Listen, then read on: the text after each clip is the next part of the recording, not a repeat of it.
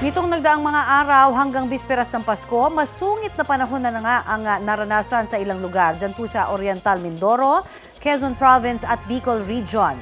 Balitang hatid ni Bea Pinlac. Magpapaskong isolated ang 5 barangay sa Del Gallego, Camarines Sur. Halos walang tigil ang ulan doon kaya rumagasa na ang baha sa 2 spillway sa bayan.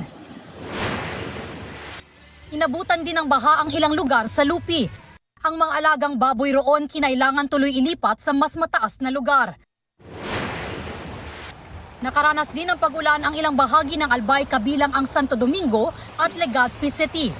Imbis na maging abala sa Noche Buena ang ilang residente roon, natuon ang atensyon nila sa pagtataas ng mga gamit matapos pasukin ng baha ang mga bahay.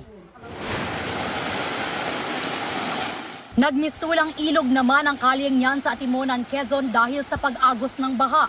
Pati mga bahay, pinasok din ng tubig. Sa bayan ng Perez, hindi madaanan ang spillway dahil sa pag-apaw ng tubig. Ilang residente roon ang kinailangang i-rescue nitong bisperas ng Pasko. Saglit ding nakaranas ng pagbaha ang ilang kalye sa bayan naman ng Lopez. Ang ilang lugar sa Baco Oriental Mindoro, lubog din sa baha dulot ng ilang araw na pag-ulan. Posibleng abutan na raw ng 2025 ang pagbaha, kaya nagdeklara na ng state of calamity ang LGU. Namahagi na ng tulong ang lokal na pamahalaan at DSWD sa mga apektadong residente. Bea Pinlac, nagbabalita para sa GMA Integrated News.